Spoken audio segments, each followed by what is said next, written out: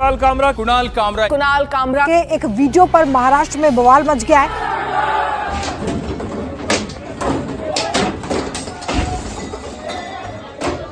मेरी नजर से तुम देखो गद्दार नजर वो आए, थाने की रिक्शा, चेहरे पे दाढ़ी, आंखों पे चश्मा।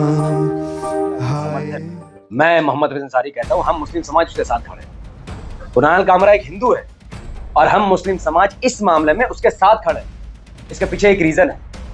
हम मुस्लिम समाज हर उस हिंदू भाई के साथ खड़े हैं जो भारत में सरकार के खिलाफ है और देश के साथ खड़े हैं, और उन हिंदुओं से भारत के मुसलमान का कोई लेने देने नहीं जो सरकार की चाटुकारिता और चुनाव कर रहा है। वो भी उसने भाई गद्दार कहा तो किसी का नाम थोड़ी दिया है।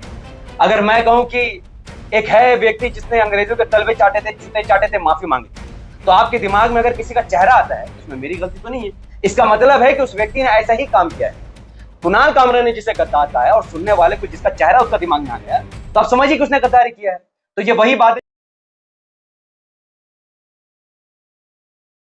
दोस्तों, मेरा नाम है Raza Ansari. Stand up comedian Kunal Kamra के वीडियो पर पिछले 2 दिनों से लगातार विवाद चल रहा है।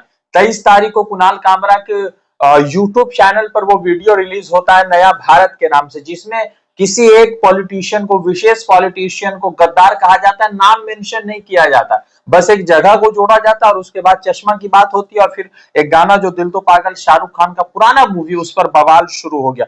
मगर सवाल यह है कि कुणाल कामरा मामले में 12 लोगों को गिरफ्तारी होती है, फिर 15,000 के मुचलके पर उनको जो है बेल दे दिया जाता है। 19 लोगों के खिलाफ एफआईआर रजिस्टर्ड होती है। शिवसेना के एमएलए मुरजी पटेल ने जो है कुणाल कामरा के ऊपर एफआईआर रजिस्टर्ड किया। सवाल यह है कि मस्जिदों के बाहर इतने सारे बवाल होते हैं मगर कुणाल कामरा मामले में गिरफ्तारी भी हो रही। क्या विशेष समुदाय का होने की वजह से वे कुणाल कामरा को फायदा मिल रहा है? क्या विशेष समुदाय को सपोर्ट करने की वजह से कुणाल कामरा जो है लगातार मतलब के भाजपा के या भाजपा के सहयोगियों के निशाना पे?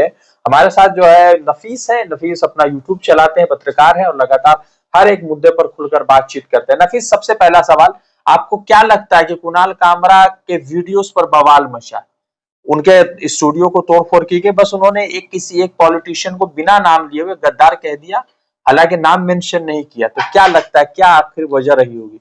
पहले आप ये बताइए, कुणाल कामरा हिंदू है कि मुसलमान है? हिंदू है। कोई शक तो नहीं इस बारे में? नहीं। हम मुसलमान है, आपको कोई शक तो नहीं है?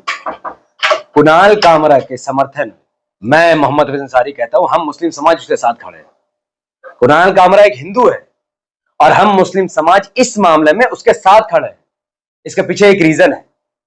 हम मुस्लिम समाज हर उस हिंदू भाई के साथ खड़े हैं जो भारत में सरकार के खिलाफ है और देश के साथ खड़े हैं, और उन हिंदुओं से भारत के मुसलमान का कोई लेने देने नहीं जो सरकार की चाटुकारिता और दलाली करते हैं। कुणाल कामरा एक बहादुर इंसान है जिसने सरकार को आईना दिया। सरकार को तो छोड़िए, भक्तों को इतना मक्खन लगा के उसने मारा है कि सवाल ही नहीं है।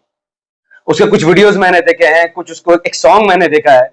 तो जब देश में तानाशाही आने वाली हो तो कुणाल कामरा जैसे हिंदू की जरूरत इस देश को पड़ती है, और कुणाल कामरा से भक्तों को सीखना चाहिए कि इस देश में रहकर देश की सेवा करने के लिए सरकार की आलोचना जरूरी है, ना कि सरकार की दलाली।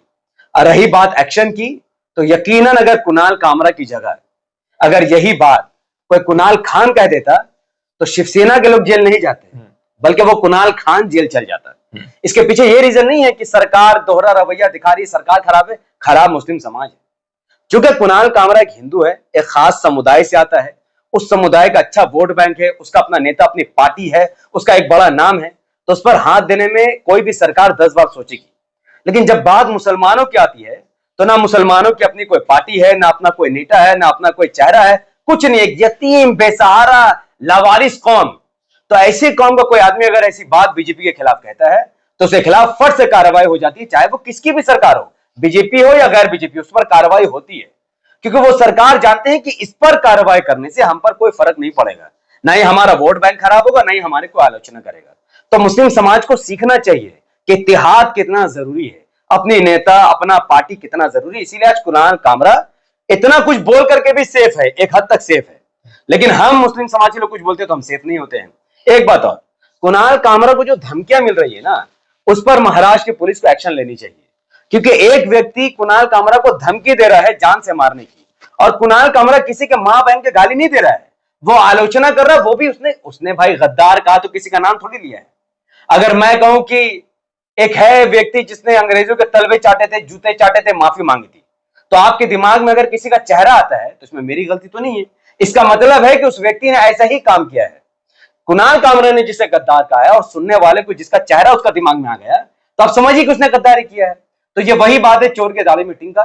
ठीक है, तो 500 लोग, माफ कीजिएगा, 500 लोगों ने कुणाल कामरा को फोन करके उसको जान से मारने की धमकी दी है। बहुत एक हफ्ते के अंदर कुणाल कामरा मुंबई पुलिस के समक्ष होंगे। नफीस, क्या लगता है 500 लोग उसको जान से मारने की धमकी दे रहे हैं और वो व्यक्ति खड़ा हुआ है कि कुछ भी हो जाए हम जो है बात करेंगे, कुछ भी हो जाए हम लोग जो है सरकार के सामने जो है आलोचना करेंगे। 500 लोगों ने जान से मारने की धमकी दी। इसीलिए मैंने कहा कि हम मुस्लिम समाज कुणाल कामरा के साथ खड़े हैं और ऐसे हर हिंदू के साथ खड़े हैं जो देश के लिए खड़ा है। और जिन 500 लोगों की बात है, तो ये महाराष्ट्र पुलिस के मुंह पर बहुत बड़ा तमाचा है। महाराष्ट्र में, पूरे भारत में सबसे ज्यादा पुलिस का नाम आता है महाराष्ट्र पुलिस का, और हम भारतीय मुसलमान महाराष्ट्र पुलिस और देश की पुलिस की इज्जत करते हैं। तो महाराष्ट्र के पुलिस की इस वक्त छवि काफी खराब हो रही है कि महाराष्ट्र में 500 लोग ऐसे हैं जो कुणाल कामरा को मारने की धमकी दे रहे हैं। अब महाराष्ट्र के पुलिस को उन 500 लोगों को धर कर पकड़ना चाहिए, अच्छे से उनकी कुटाई करनी चाहिए, संवैधानिक तरीके से जो भी उन पर एक्शन लेना चाहिए। अगर महाराष्ट्र की पुलिस एक्शन नहीं लेती है तो भारत और पूरी दुनिया को यह पैगाम जाएगा कि महाराष्ट्र की पुलिस अब देश के लिए नहीं बल्कि महाराष्ट्र की सरकार के लिए काम कर रही है, जनता के खिलाफ काम कर रही है। तो ये पुलिस प्रशासन का मामला है। ठीक है, बात यह है कि 12 लोग जो पूरे वेंडलाइजिंग में यानी तोड़फोड़ में जो जिनके नाम सामने आया और जिन लोगों के खिलाफ गिरफ्तारी हुई, 15,000 के बॉन्ड पेपर पर उनको रिलीज कर दिया गया। सवाल यह है कि आखिर इतना बड़ा घटना होता है एक मशहूर व्यक्ति के साथ, फिर उनको बेल कोर्ट से मिल जा रहा है? देखिए, ये बहुत बड़ा सवालिया निशान है कोर्ट के ऊपर। हम मुस्लिम समाज के लोग हाई कोर्ट हो, सुप्रीम कोर्ट हो, लोअर कोर्ट हो, सेशन कोर्ट हो, सबका सम्मान करते हैं। लेकिन पिछले कई वक्तों से हम लोग देख रहे हैं कि कुछ फैसले कोर्ट की तरफ से सही नहीं आ रहे हैं और उसके पीछे का रीजन हम नहीं जानते।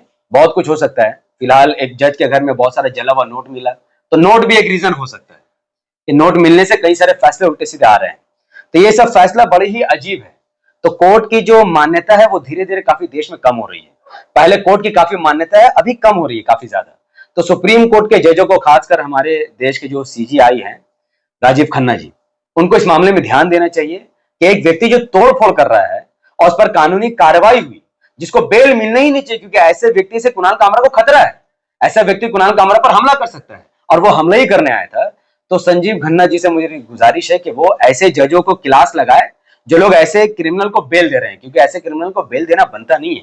तो ये जिम्मेदारी सीजीआई को लेनी पड़ेगी, यानी आम इंसान के तो बस के बाहर है सब कोर्ट कचहरी। बहुत शुक्रिया। एक मुद्दा,